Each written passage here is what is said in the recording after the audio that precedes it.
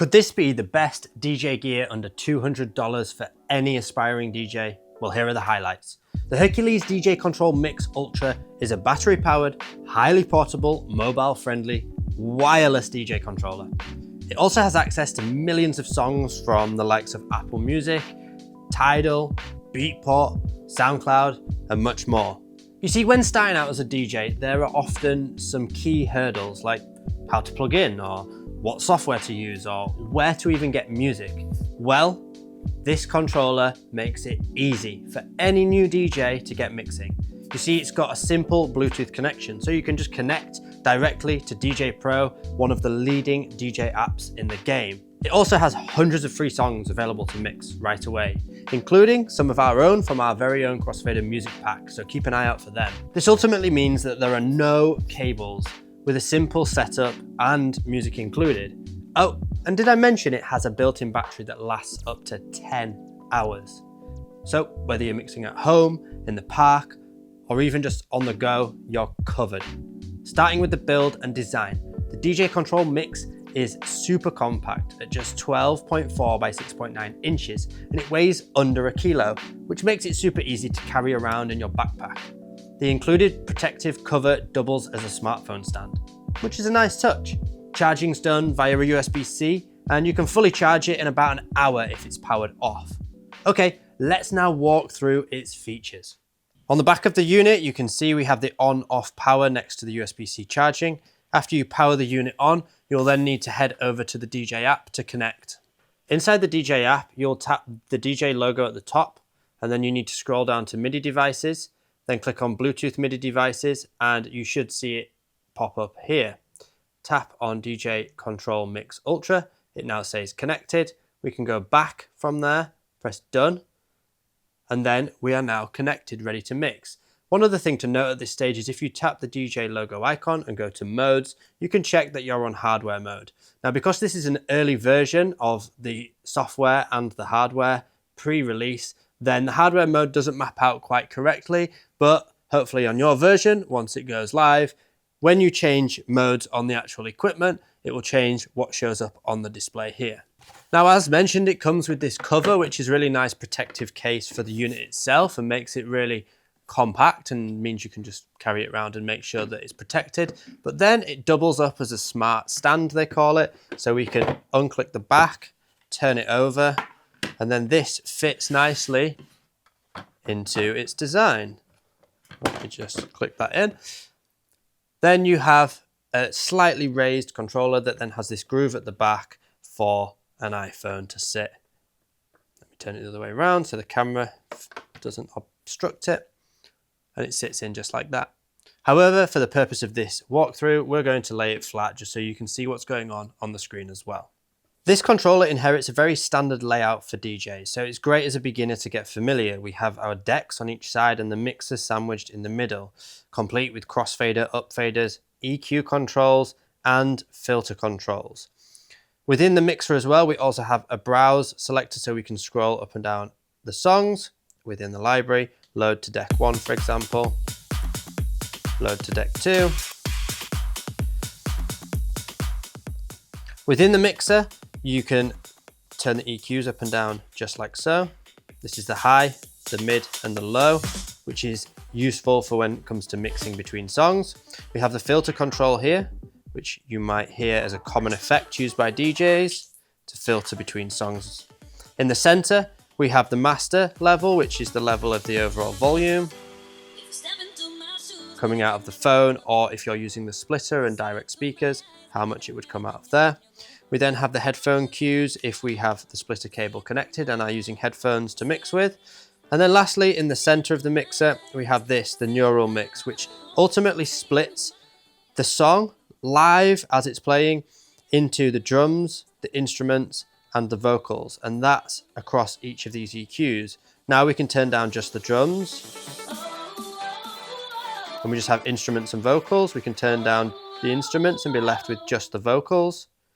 Or we can have any combination of the three. So for a song like this, we can remove the vocal simply by doing this. Neural Mix as Algorithm DJ call it, is a very, very powerful tool used by DJs now to be creative with music. So you can think about, when it comes to mixing, whether you want to include the vocal or not, whether you want to eliminate some of the elements to create a much more clean mix. It goes beyond just using the EQs to blend, and it allows you to remove certain elements of the song instead. Moving over to the deck sections of the controller, we have the jog wheel, which allows us to nudge the track faster and slower. The play button will play the song, and if you listen, if I go clockwise on the jog wheel, if I do it quite fast, you might hear the track speeding up slightly or slowing down slightly. This is a temporary adjustment. The top of the jog wheel allows us to scratch back and forward through the track.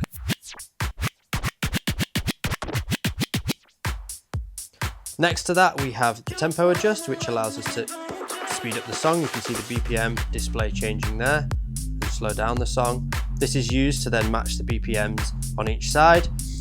We also have sync control just above the cue, which will automatically lock the BPMs of two songs together to help you with your mixing.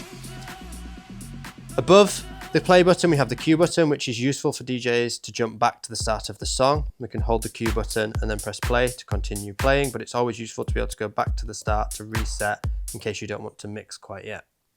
Then moving across, we have the performance pads.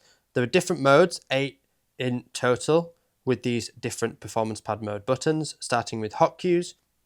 Hot cues can be set when a track is either playing or stopped, and if we press one, it will add a marker to the song. Now, when the track's playing, we can jump back to that point and keep jumping to that point with ease. You can set up to 8. You can delete by holding shift and deleting them, and this allows DJs to jump around the music and jump to specific parts of the song. Moving across to loop, this will set an automatic loop.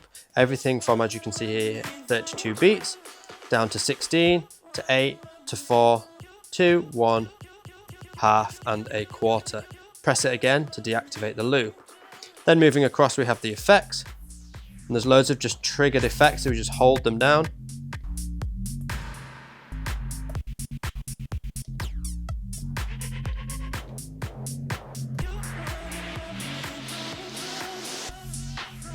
These are really good for maybe at the end of a transition, you can do an echo out. And use those effects just by the touch of a button. Then we have Neural Mix, which is another version of what I showed you here. Instead, this is where we can toggle different elements on and off. So we can take away the drums and the vocals and all the different parts of the song. And you can see it on the waveform, bringing them back and taking them away. This is just an on and off switch versus this being a faded way to blend them in and out. So just a different way to utilize the Neural Mix within DJ Pro. Then underneath each of these, there is a secondary layer. If we hold shift and press hot cue, we're in pitch play mode. This allows us to set a hot cue if we don't have one set, but we've got one set. It then chooses that hot cue, and then we can pitch it up, or we can go down, and it changes the pitch. And you can see that the key of the song is changing here. And this is for more advanced techniques where you might want to create patterns, like if you're playing on a piano and replay a melody in, but it's quite an advanced tool that is also featured on such an entry-level controller like this.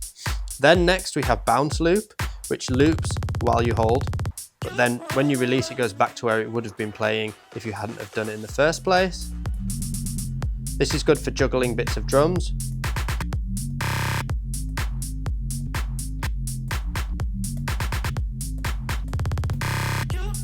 And providing that kind of effect. Next we have slicer mode, and this will track along to the beat of the music. And then if we hold any of these, it will loop that one. But we can jump ahead and basically trigger different parts of this section of music.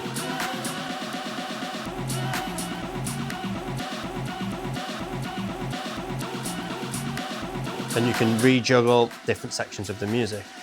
Lastly, we have sampler, where there are loads of samples built into DJ Pro. You might recognize some of these very common samples used by DJs. especially transitioning between songs.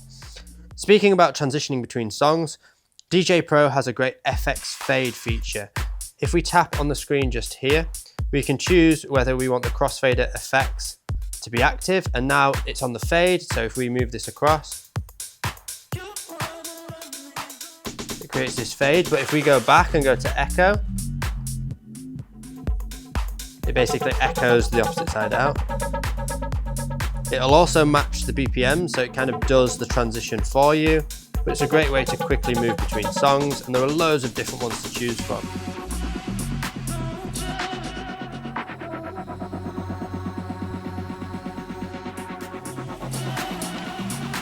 If you don't want to use them, you can just turn Crossfader FX off and it just acts as a straight cut between the different sides from deck 1 to deck 2.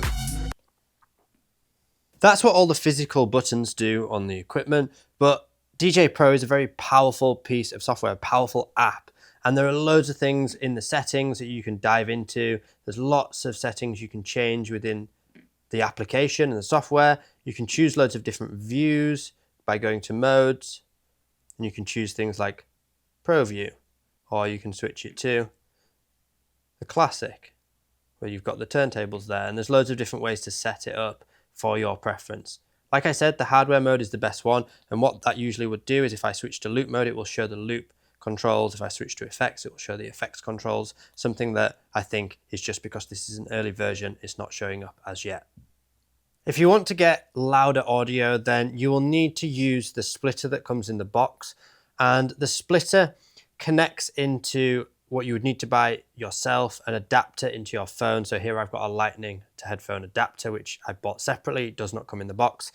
And then you'll see on the splitter, we have a red end and a green end. The headphones here are going into the green end and my speakers are going into the black end. And then in the settings, we need to go down to audio devices and ensure that output to iPhone speakers turned off, mixer mode's on internal, and then we have the main output. There is only headphones because that's the only output, but then on pre-queuing, make sure it's on split output. Then when we go back, you'll see that we have this pre-queuing volume, so that's your headphone volume. And then you've got the cue and mix, which allows you to blend in what's playing out the speakers into your headphones as well, and then just the main volume. Now you would put the music in your headphones by triggering these on and off here, and that then means that you can listen to this deck, but not by playing it out loud. So if this fade is up, it means the audience can hear it, but when it's down, they can't hear it and it won't come out the speakers, whereas it will be playing in the headphones. So that's just that sort of bit to get your head around about setting up the audio if you're choosing not to use your device's speaker, such as your iPhone or your iPad speakers. That's how you would get it all set up.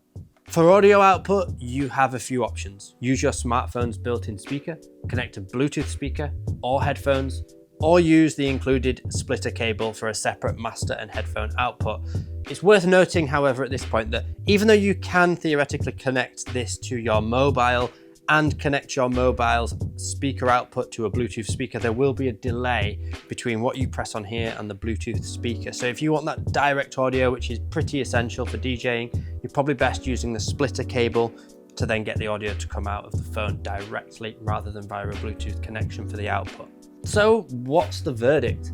Well, if you're a beginner looking for an affordable and portable way to start DJing, then the Hercules DJControl Mix Ultra ticks all the right boxes. You see, it's lightweight, it's easy to set up with Bluetooth, and it gives you a full 10 hours of playing time on a single charge, which is impressive. All of that for under $170. Yes, it's limited to using the DJ app, and it doesn't have a built-in output, but if you're just starting out and want something ultra portable for casual mixing, this is a great choice. My only irritation with the controller is that to get my phone to stand, I need to take the case off it, and an iPad doesn't hold in the stand. To see this controller in action, make sure to check out our performance mix here. Also, don't forget to like, subscribe, and let me know in the comments if this review and walkthrough has helped you out.